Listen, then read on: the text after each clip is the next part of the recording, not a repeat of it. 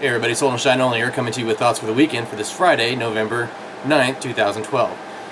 Economic news. We had the unemployment insurance weekly claims report came out yesterday. No surprise, it's still about 350,000, 355,000 people filing for new claims, new unemployment claims.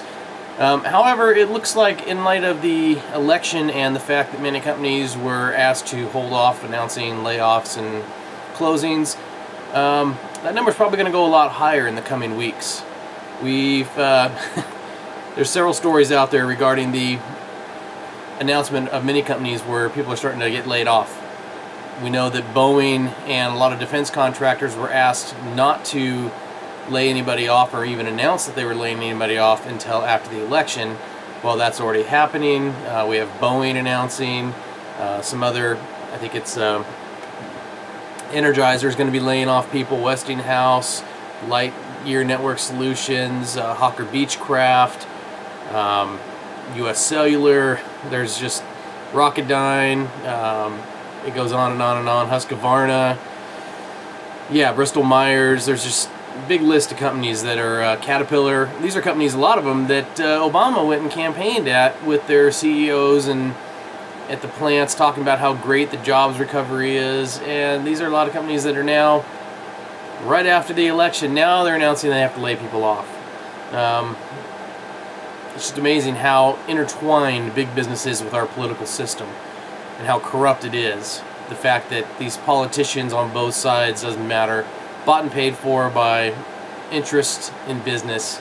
It's all about the money. Follow the money and you'll find where the corruption's at. So yeah, it's not looking good for a lot of people out there. We're going to see the unemployment numbers shooting up. I'm thinking maybe by January, February, we're probably going to see a pretty large increase, in the unemployment rate. We might get back up into the mid-8s. Some people think it might go higher. Now, if we're looking at the true unemployment, taking into account the U6 numbers, it is already over 10%. Let's just face it, there's so many people in this country that can't find a job still. They just don't count them anymore. So hopefully you're not one of those people.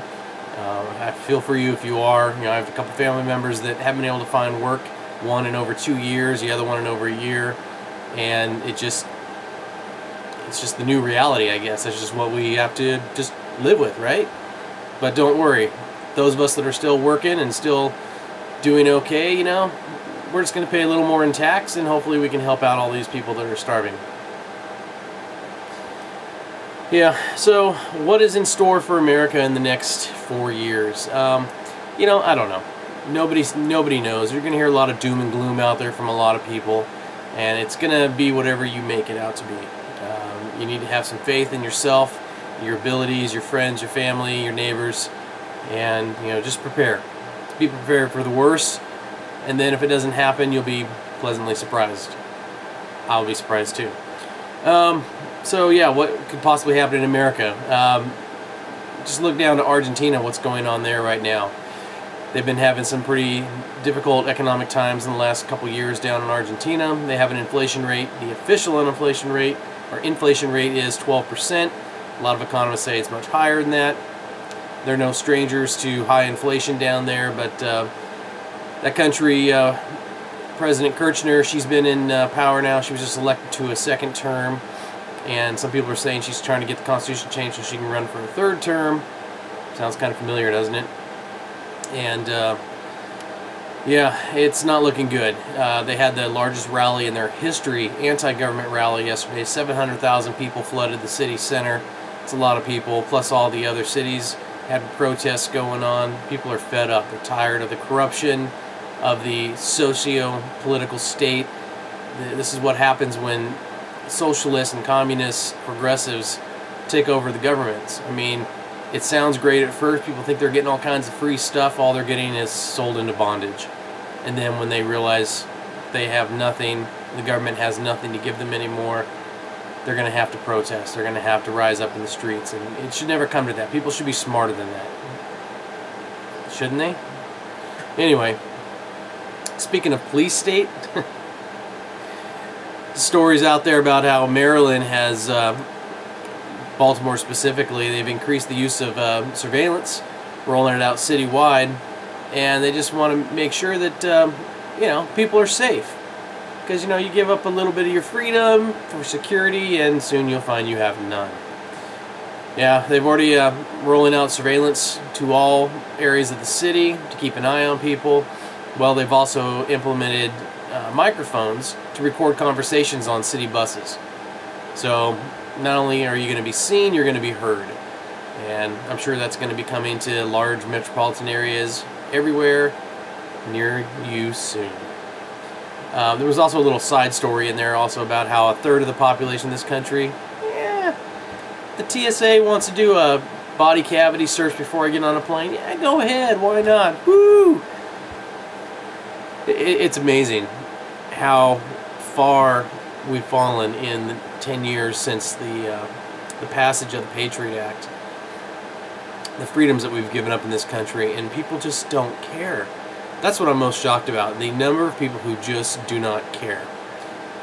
The good little ray of sunshine I get out of the election is that hopefully more people will wake up. Apparently not enough people have woken up. Not sure enough people will ever wake up, but yeah, you never know, right? There's a story about how much debt each person has in this country, about the level of debt. You all know we're over $16 trillion in debt. 4 years ago we were at $9 trillion and change. 8 years before that we were at like $5 trillion and change. So in just over 10 years we've tacked on about $11 trillion in debt. At this rate, we're just shooting for the moon at this point. Just keep printing money. Why not? You know, it's amazing, because one thing that I thought would make a big difference, well, it'll only make a big difference if people would wake up and look around them, but children under 18, kids under 18 that are going to be the next generation to vote, each one of them at this point can look forward to spending about $130,000 at a four-year college. The median price, existing home price out there, is about $173,000. But each one of them, by the age of 18, already has $218,000 and rising of national debt in their name. It's never going to get paid off, folks. It's only going to get worse. It will burn down at some point, right? Maybe, maybe not. You never know. Aliens will probably get here first. That's just the way it goes, I guess. So you all heard about the UN inspectors that were denied access to some of the polling locations in a couple of the states. Well, okay, so they watched the election, and one of the things they took away from the election is their amazement at how little verification there is in the United States that the person casting a vote is who they say they are. They said that our system of trust, that we trust when someone walks in and they say, oh, I'm Bob Smith from 123 Center Street, that we just take their word for it and we let them cast a vote. They're just like amazed. They say that it's just the system would never work anywhere else in the world because of corruption. Apparently in America we're absolutely free from corruption. We have no possibility of corruption because we're such a good and virtuous people that even the UN's like, wow, your system is just amazing. There's no way you could pull this off anywhere else in the world. So I think that's one of the things we need to push for in the next 4 years. Focus on your local level, your state, your county, your city. But try to get together with like-minded people. Try to push for amendments in your state to change your state constitution or whatever you have to do to get voter ID laws passed. Now, some of my friends, libertarians, would look at me and say, wait a second, you're a libertarian, how can you be for voter ID? You shouldn't have to show ID to vote. Yes, I think you need to show ID to vote.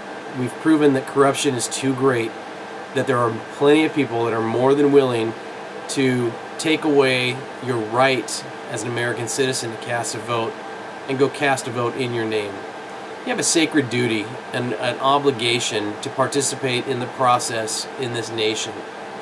When you only get a small fraction of the population out voting during election day, even smaller turnouts this election than 4 years ago, it's just amazing to me that people still want to complain about the situation. You know what? We're going to get what we deserve. You know, we don't care about fraud in our election system. We don't care if people come out and vote or not. We just don't care. Yet, plenty of us have to participate no matter what, in the fact that we have to pay taxes when these laws get enacted that take more and more money from us to give to people who just don't care. You know, we have to make this stop. We have to figure out a way to protect our voting system to prevent all the fraud. There's just so much fraud out there, it's unbelievable.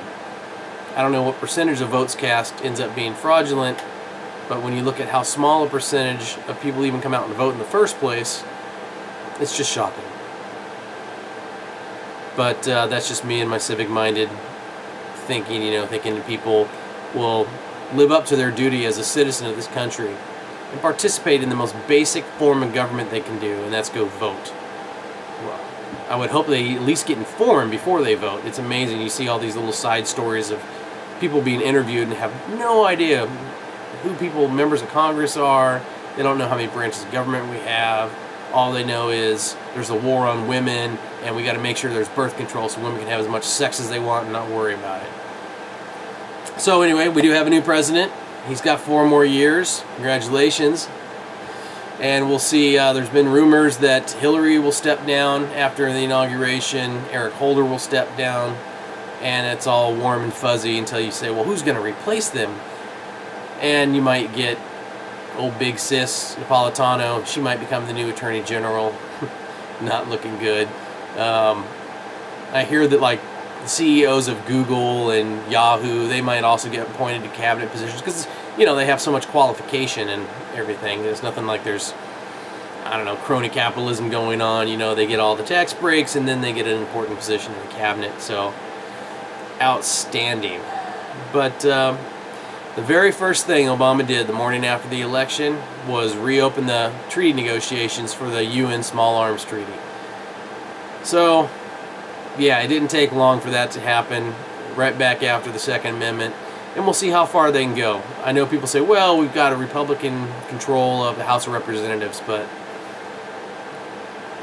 you know, Harry Reid's already threatening to change the rules in the Senate, which will prevent how many amendments and whether there can be filibusters or not. So, you know, it's not looking good. It's looking like they're just going to steamroll through as many things they can, and what they can't get through the legislative process, they'll just decree. I mean, why not? He's been doing it already and no one's been stopping him. You know, they'll just implement regulation. What are you going to do about it? Who, you? You? Yeah, I didn't think so.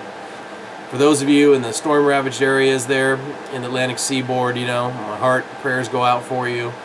I've got a few friends in that area. Joe, man, I feel for you, brother. I know how rough it is. You know, I'm already thinking how that's going to impact. You know, we have a trip. I'm going to be taking a trip to New York and the Philadelphia, New York area, that whole area, coming up in the first week of December. And we'll see if I can touch base with some of you guys and out there. And I can't believe how little's been done to help the victims of the storm. It's amazing. I mean, after Katrina, the media was on it. They were there day after day after day talking about the plight of the people and how little's being done by the government. And after this storm, we have thousands of people without power, needing food, needing warmth, and where's the government? I know there was a press conference the other day where all the New York City officials were sitting around congratulating each other and slapping each other on the back and, oh, this person's wonderful and they've done such a great job and oh my gosh, it's just amazing. And there's still people out there hungry and cold and without power, and homes are gone, and the FEMA office is closed because of the weather.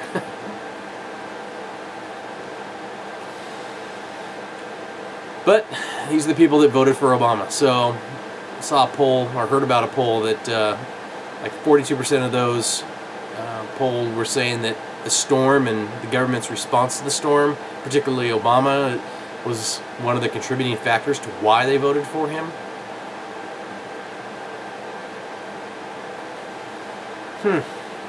Anyway, that's all I've got for this weekend. Y'all take care. SOS out.